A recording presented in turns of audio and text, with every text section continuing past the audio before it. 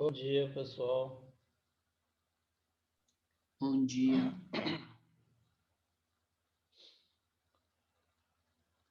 Olá, bom dia, Ana Luísa, bom dia, Esther, Luana, Pedro, bom dia, Sérgio já falou, bom dia, Brenda. Bom dia, professor. Beleza, pessoal? Professor. Bom dia. Vamos aguardar aqui um minutinho. O pessoal chegar para a gente começar.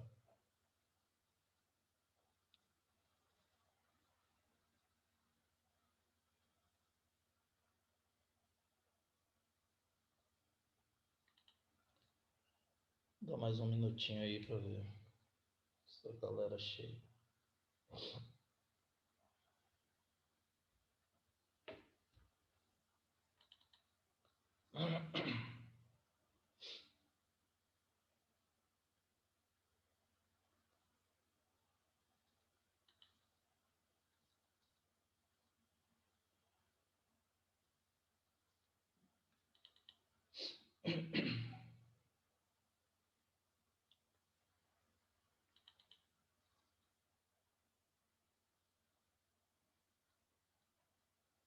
Bom dia, Márcio, bom dia, Raquel. Bom dia. Bom dia, Júlia. Bom dia, professor. Tudo bem com vocês, né? Vamos lá. Vamos começar. Meus queridos, é o seguinte, nós falamos de corrente elétrica e começamos a falar da eletrodinâmica, demos uma introdução à corrente elétrica, tá? Passei exemplos para vocês, exemplos simples de corrente elétrica para a gente iniciar esse conteúdo. Vocês têm alguma dúvida sobre corrente elétrica? Ficou claro para vocês o que é corrente elétrica, como ela ocorre? Corrente real, corrente convencional, tá tudo tranquilo? Nenhuma dúvida? Veja bem, essa parte aí é importantíssima para vocês, porque isso é bastante cobrado no Enem, tá? Assim que eu terminar de explicar resistência e potência elétrica, a gente vai começar a trabalhar questões do Enem relacionadas com esse conteúdo. Então, esse conteúdo é bastante cobrado, porque quando a gente fala de cálculo de energia, gasto de energia, consumo de energia, tudo isso envolve essa parte de potência elétrica, potência dissipada e resistência. Então, isso está relacionado com a resistência e com a corrente, tá certo?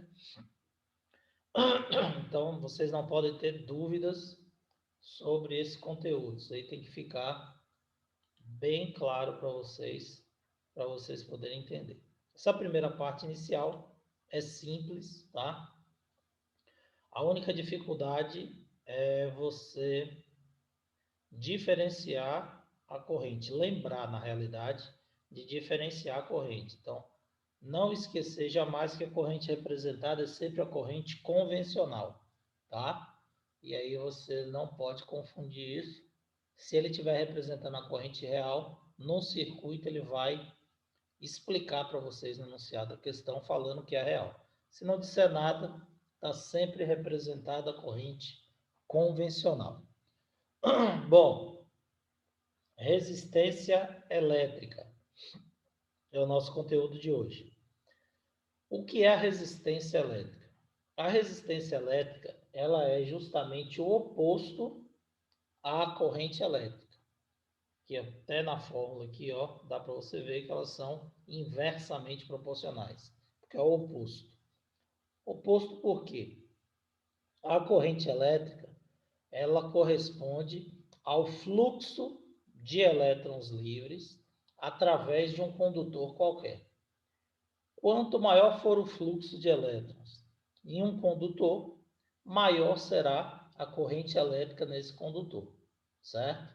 E como é que esses elétrons se movimentam? Nós já vimos que você tem que estabelecer uma DDP, uma diferença de potencial entre os pontos do condutor, e essa diferença de potencial é que vai fazer com que os elétrons se movimentem, porque eu disse para vocês que os elétrons se movimentam sempre do ponto de menor potencial para o ponto de maior potencial, já que são cargas negativas e buscam o equilíbrio.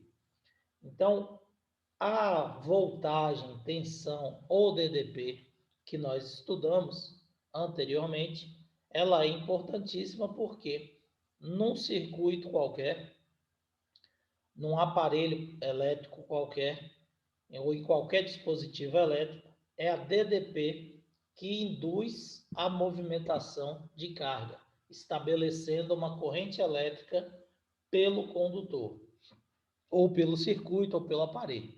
Então, por isso que um aparelho elétrico ele só vai funcionar quando você ligá-lo a uma tomada, a uma pilha, a um gerador qualquer, porque ele estabelece uma diferença de potencial e o fluxo de elétrons começa a passar por esse aparelho, tá certo? Bom, a resistência, ela é o oposto, porque ela dificulta justamente essa passagem de carga. Então, ela é uma dificuldade, oferece uma dificuldade à passagem de carga. A resistência, ela é justamente a dificuldade à passagem de carga no condutor. Então, se um condutor ele permite muita passagem de carga, é porque ele tem uma resistência elétrica pequena. Se o condutor ele não permite uma grande passagem de carga, é porque ele apresenta uma resistência elétrica grande. Ou seja, a resistência é a dificuldade que aquele condutor oferece à passagem de carga. E por que essa dificuldade existe? Essa dificuldade ela existe devido a características do material. Então, por exemplo, nós temos os metais. Os metais são ótimos condutores elétricos. Por quê? Até por causa da disposição atômica dele, tá? Então, vocês sabem que eles são formados por aglomerados de íons. Isso facilita a transferência dos elétrons livres de um para o outro. Porém, existem metais que são melhores condutores do que outros. Por exemplo, o melhor condutor que existe é o ouro, tá? Depois do ouro, a prata. Depois da prata, o cobre. Então, vocês sabem que esses metais são metais nobres, né? A fiação, se ela fosse feita de ouro, o cabeamento elétrico das residências, de qualquer circuito elétrico, se fosse feito de ouro, nós teríamos uma melhor eficiência, nós teríamos menos resistência e o aparelho funcionaria muito melhor. Porém, o ouro é caro, então isso inviabilizaria a produção dos aparelhos. Assim como a prata, né? Depois do ouro vem a prata. E aí a prata também é um outro metal que é muito caro. E em terceiro lugar vem o cobre, que é um metal caro também, tá? Porém, o custo da fiação de cobre, do circuito de cobre, ainda viabiliza a produção dos aparelhos e dos fios elétricos. Por isso, quando você vai comprar um fio de eletricidade, o fio é caro, tá? Por que ele é caro? Porque ele é feito de cobre revestido com uma capa plástica, uma capinha de borracha. E ó que ele é fininho, né? Tem fio de 2,5 milímetros, fio de 1,5 milímetro, fio de 6, fio de 10 milímetros, que já sai vai aumentando o preço, porque a quantidade de cobre, a espessura do fio, ela muda, ela vai aumentando e, consequentemente, mais material nobre, mais caro vai ficar esse fio, tá certo? Então, os melhores condutores são os metais, e dentre os metais, o melhor condutor seria o ouro, depois a prata, em terceiro lugar o cobre. Vocês já devem ter visto aí na televisão várias reportagens de que, falando que uns ladrões subiram no poste, arrancaram a fiação da rede lá elétrica ou da rede de telefone para poder vender, tá? Por quê? Porque é cobre. Cobre ele vende por quilo e é caro. Então a galera normalmente vende essa fiação, tá? De cobre, porque o metal é nobre e é caro, ok?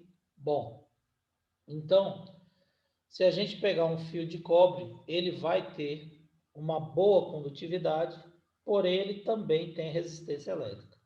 O ouro e a prata que eu citei aqui também tem resistência, tá, gente? Só que é menor. Então existem outros materiais. Se você pegar um fio de aço, por exemplo, ele também vai conduzir eletricidade. Um cabo de ferro também vai conduzir eletricidade. Porém, a resistência vai ser maior do que num fio de cobre, num fio de prata, num fio de ouro. Ok?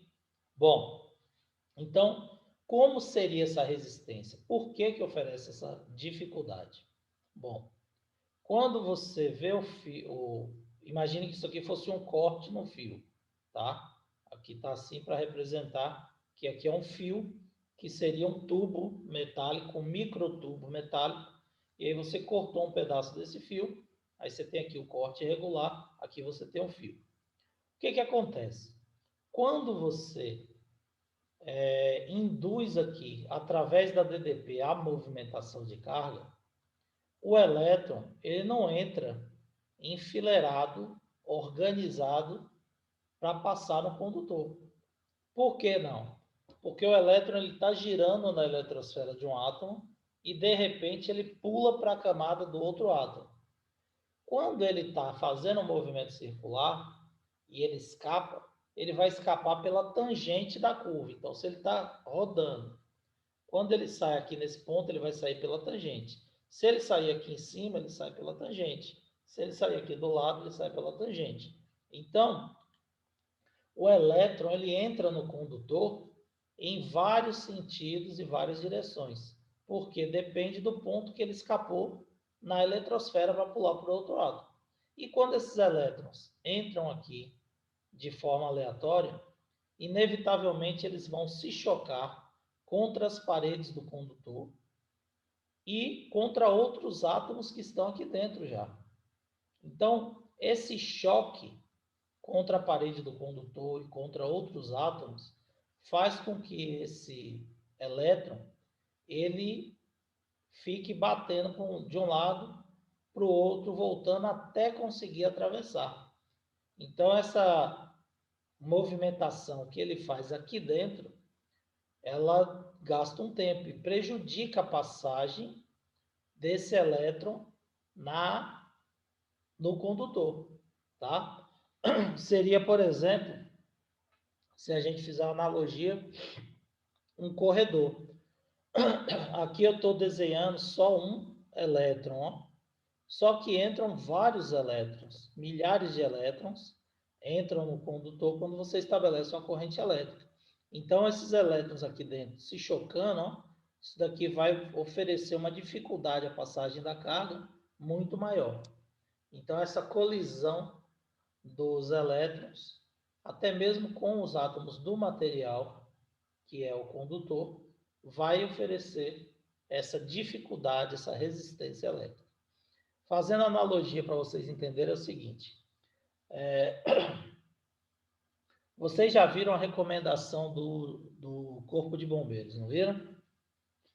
Quando você está num ambiente público, por exemplo, num salão de festas ou num cinema, a recomendação dos bombeiros é, se houver um incêndio, caso haja um incêndio, o que é que você tem que fazer? Você tem que se dirigir calmamente para a saída de emergência, né?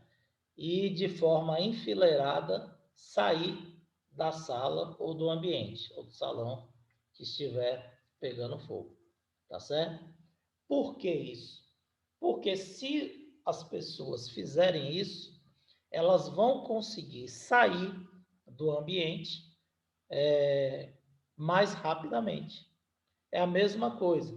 Se os elétrons entrassem aqui enfileirados, um atrás do outro, bonitinho, seguindo a trajetória retilínea, ó, se eles viessem aqui, ó, entrasse aqui e passasse aqui, ó, dessa forma aqui, o fluxo ia ser muito mais fácil. Então, poderiam entrar milhares de elétrons aqui, que esses elétrons iriam passar rapidamente pelo condutor. Porém, não é isso que acontece. Então, quando o elétron vem para cá, ele bate aqui na parede, mas aí já tem outro que entrou para cá, bateu aqui, outro que vai vir aqui, que vai se chocar com esse, e aí depois eles vão batendo e vai ficando assim, ó, se chocando até passar pelo condutor.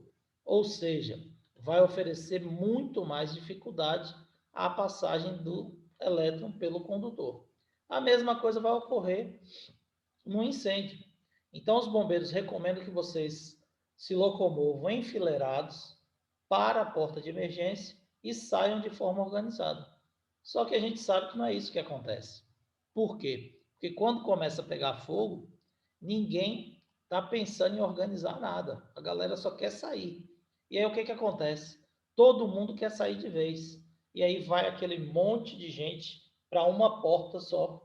E aí ocorre o quê? Aquele emboleiro, todo mundo tentando passar na frente do outro, ninguém consegue passar, é gente caindo no chão, uma pessoa pisando na outra, e aí é que ocorre o problema. Então você não tem o fluxo de pessoas pela porta suficiente para esvaziar o ambiente, acabam morrendo, infelizmente, pessoas asfixiadas, pisoteadas e até queimadas, porque não dá tempo de sair daquele ambiente. Então, a forma correta seria, a mais fácil seria seguir as orientações dos bombeiros. Só que na hora do desespero, o ser humano não raciocina, ele age por instinto. E aí acaba ocorrendo esse tipo de coisa. A mesma coisa vai ocorrer aqui com os elétrons no condutor. Eles não vão entrar de forma organizada, porque eles escapam em pontos diferentes da eletrosfera, no movimento circular que eles estão fazendo, e eles vão entrar aqui aleatoriamente. Inevitavelmente irão se chocar contra o condutor e contra outros átomos e dificultar a passagem da carga. Isso é que é resistência elétrica. Beleza? Todo mundo entendeu o que é resistência, gente? Ficou claro aí o conceito? Ficou, Carlos? Beleza. Tranquilo. Joia. Então é o seguinte, a equação agora. Nós vimos que corrente vai ser ΔQ sobre ΔT. Ou seja, o I, que é a intensidade da corrente elétrica, corresponde à quantidade de carga que passa pelo condutor por uma seção reta do condutor em um determinado instante. No nosso caso, a gente considerou uma fração, um segundo, como sendo a fração de tempo. Então, ΔQ sobre ΔT, coulomb por segundo, dá a intensidade da corrente em amperes, que é a unidade de corrente elétrica, em homenagem ao francês que realizou esse estudo de fluxo de cargas. Bom, e a resistência? Eu já disse para vocês que a resistência é o oposto à corrente. E se a resistência é o oposto à corrente, isso significa que elas são inversamente proporcionais. Então, a resistência é inversamente proporcional à corrente. Quanto maior for a corrente elétrica, maior está sendo a passagem de elétrons. Isso quer dizer o quê? Que a resistência elétrica do condutor é pequena. Quanto maior for a resistência elétrica do condutor, menos elétrons conseguem passar por unidade de tempo. Então, a corrente elétrica vai ser menor, vai diminuir. E a voltagem, a DDP, é diretamente proporcional à corrente elétrica. Por quê? Quanto maior for a diferença de potencial, maior vai ser a entrada de elétrons para poder passar para o outro lado. E aí o que vai acontecer? Mais cargas você vai ter se chocando e, consequentemente, mais dificuldade vai ser oferecida. Então, exemplo grosseiro aqui, só para vocês entenderem. Se eu tiver 10 elétrons aqui entrando no condutor para passar, eles vão se chocar, porém, eles vão se chocar menos do que se eu jogar 100 elétrons aqui para poder passar pelo condutor. É a mesma questão do corredor que eu falei. É claro, se você tem dentro de uma sala de cinema 2 pessoas, a sala começa a pegar fogo, você não vai precisar organizar uma fila, os 2 vão sair facilmente. Se tiver 10 pessoas também. Mas se tiverem 100 pessoas, elas vão se chocar inevitavelmente e aí vai dificultar a passagem dessas pessoas pelo corredor, né? A saída dessas pessoas da sala. Aqui é a mesma coisa com as cargas. Então, se eu estabeleço uma maior DDP, mais elétrons vão se movimentar em busca do equilíbrio de potencial e, consequentemente, mais choques irão existir. Dessa forma, nós teremos uma resistência elétrica maior. Logo, a equação para a gente calcular resistência elétrica vai ser R é igual a ΔV sobre I. ΔV é o que? A diferença de potencial, tá? Voltagem de A menos a voltagem de B. Voltagem de um ponto menos a do outro. Então, não é potencial elétrico, tá? Não é só o potencial do ponto, é a DDP, a diferença de potencial entre 2 pontos, tá? E a unidade, nós vimos que a voltagem é volts, em homenagem a Alexandre Volta, né? Que determinou lá o estudo da voltagem, do potencial, e amperes. Então, volts por amperes também é uma unidade nova. E essa unidade nova recebeu, em homenagem ao alemão que realizou o estudo da resistência, o sobrenome dele, Ohm, tá? Então, aqui é a unidade que Cleiton gosta. Cleiton está aí na área, né? Viu, Cleiton? Aí é a unidade que você gosta, ó. Resistência, a unidade é Ohm, tá? OHM, e o símbolo é o ômega maiúsculo, letra grega ômega maiúsculo.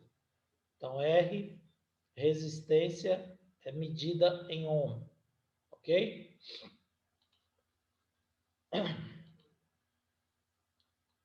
Depois eu volto aqui. Bom, a resistência elétrica, essa parte de resistência, ela obedece a 2 leis, que são as chamadas leis de Ohm, tá? A primeira lei de Ohm é justamente a lei que estabeleceu essa fórmula aqui, tá? Resistência é igual a V sobre I. Então, Ohm, ele realizou um estudo e ele comprovou que a voltagem é diretamente proporcional à intensidade da corrente. Então, se você pegasse um dispositivo e você dobrasse a voltagem, se a corrente também dobrasse, o que iria acontecer? A resistência desse condutor permaneceria constante. Se eu triplicasse a voltagem e triplicasse a corrente, a resistência ia permanecer sempre constante, tá? Então, a corrente que atravessa o dispositivo é sempre diretamente proporcional à DDP aplicada. Se isso acontecer, esse dispositivo obedece à primeira lei de Ohm, tá? E aí a resistência não vai depender da diferença de potencial aplicada. Você pode aumentar a tensão ou diminuir a tensão, que a resistência permanece a mesma. Então, aqui, ó, a resistência é igual à tangente desse ângulo. Quem é a tangente do ângulo, gente? É cateto oposto sobre cateto adjacente, não é isso? Voltagem sobre corrente, que é justamente a nossa equação aqui. Então, resistência é igual a voltagem sobre corrente, foi determinada por Ohm, baseado nesse princípio aqui, de resistência constante. Então, quando isso ocorrer em um resistor, esse resistor obedece à primeira lei de Ohm e tem uma resistência constante. Pode perguntar. E tem casos de não obedecer isso aí? A maioria não obedece, tá? Ué. Porque se todos obedecessem, Arthur, seria perfeito, tá? Por que que seria perfeito? O dispositivo ele não iria esquentar. O que que é o resistor, essa resistência elétrica faz? Ela faz o aparelho esquentar.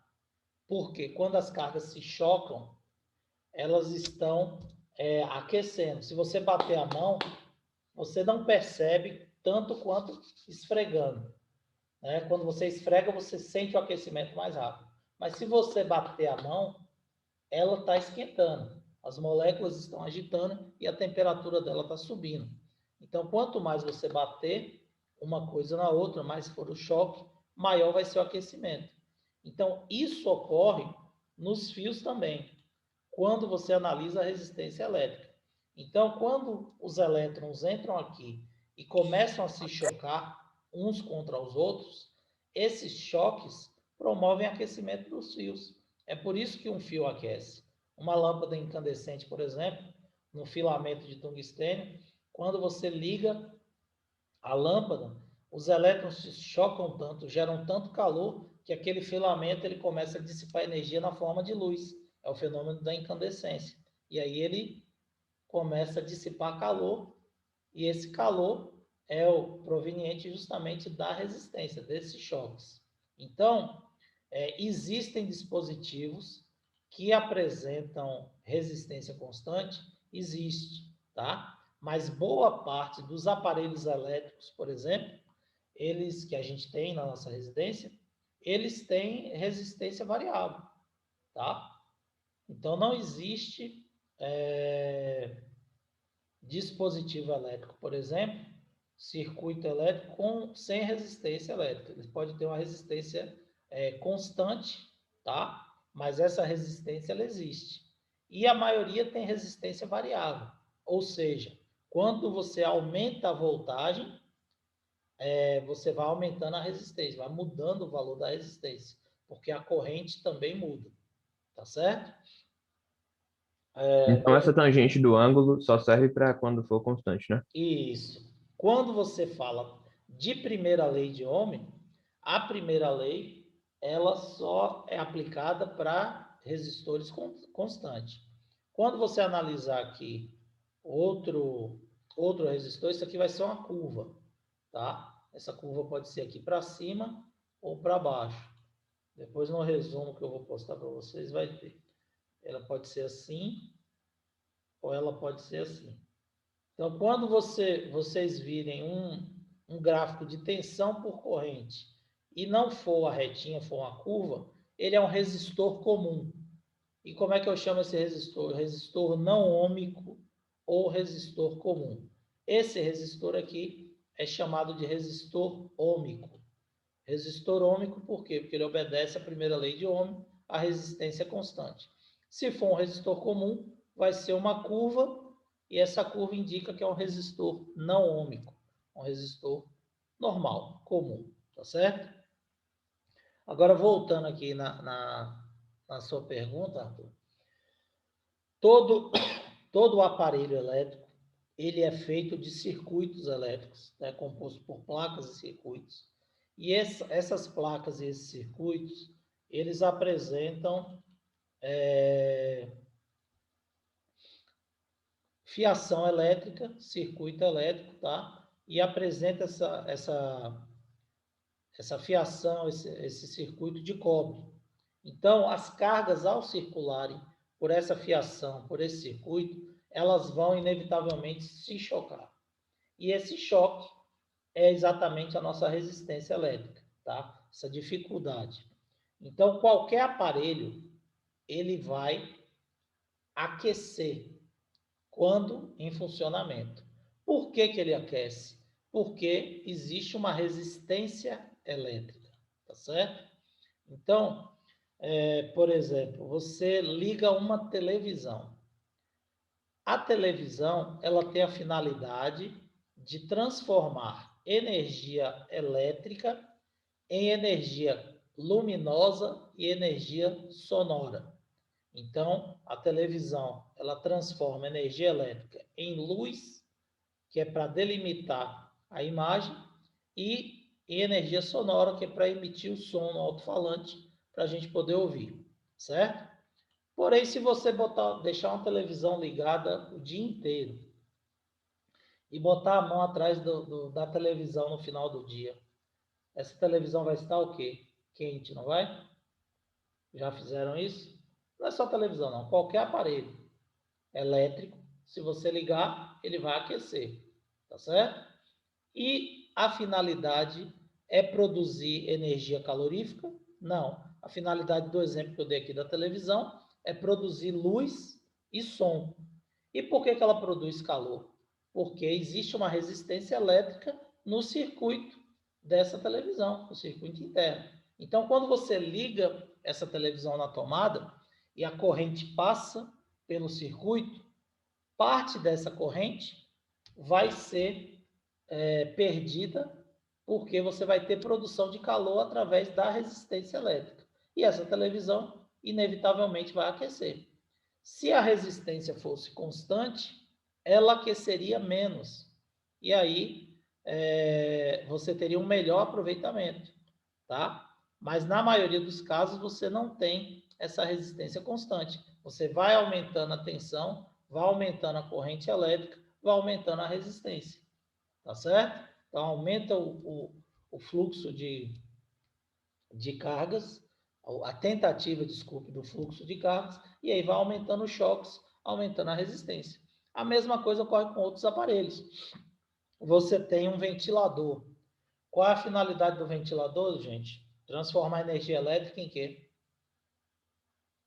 Movimento.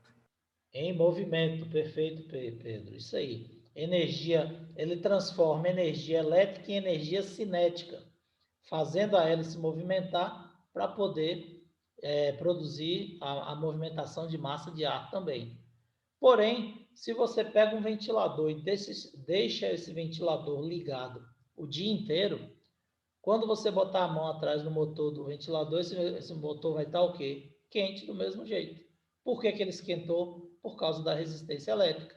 Então, parte dessa energia elétrica, ela não é transformada em energia cinética e devido à resistência elétrica, ela vai ser transformada em calor. Tá certo? A geladeira, a mesma coisa.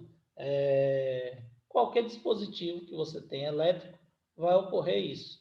Então, a resistência elétrica do aparelho vai produzir calor com parte da energia que está sendo consumida. Certo? Claro, quanto mais eficiente vai ser o aparelho, quanto menos resistência elétrica ele tiver e menos calor ele produzir. Então, se você tem dois ventiladores de marcas diferentes, deixou ligado o dia inteiro, no final do dia você mede a temperatura do motor de um, temperatura do motor do outro. O que aqueceu mais é menos eficiente. Por quê? Porque ele está dissipando, está perdendo mais energia para ser transformada em calor, enquanto que o outro está transformando mais energia em movimento. Então, ele é mais eficiente. Ficou claro aí, gente? Como é que funciona essa parte de resistência? Então, todo o aparelho possui uma resistência elétrica e vai produzir um aquecimento. Porém, isso pode não ser a finalidade desse aparelho, tá? E aí que veio o X da questão. Existem dispositivos que têm a finalidade específica de produzir calor.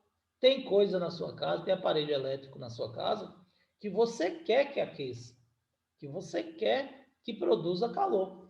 São os aparelhos que trabalham diretamente com resistência elétrica. E que aparelhos são esses? O chuveiro elétrico, o ferro elétrico, o forno elétrico. Em cidades mais frias, o pessoal costuma usar aquecedores elétricos, tá? Esses dispositivos, eles têm a finalidade específica de produzir calor. E aí nós vamos ver lá atrás, lá na frente, desculpe, que eles obedecem ao chamado efeito Joule, tá? Então, o efeito Joule são os dispositivos que têm a finalidade específica de produzir calor.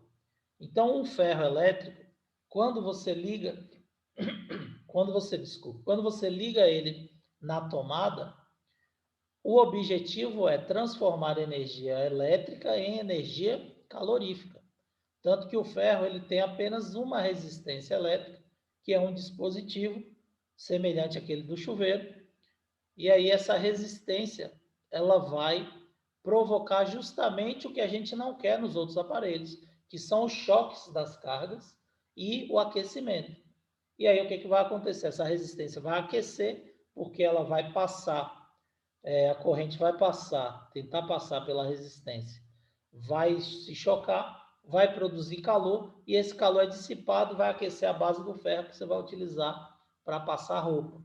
O chuveiro, você tem a resistência elétrica dentro do bulbo do chuveiro, daquela parte plástica do chuveiro. Aí você liga o chuveiro na tomada, quando você abre a torneira, a água começa a cair pelo chuveiro na lateral, a corrente também vai passar pelo chuveiro, e aí essa resistência vai ser aquecida, e esse calor é dissipado para o ar ao redor dela, por onde está passando a água, que vai ser aquecida também. E aí você tem essa finalidade de produzir calor.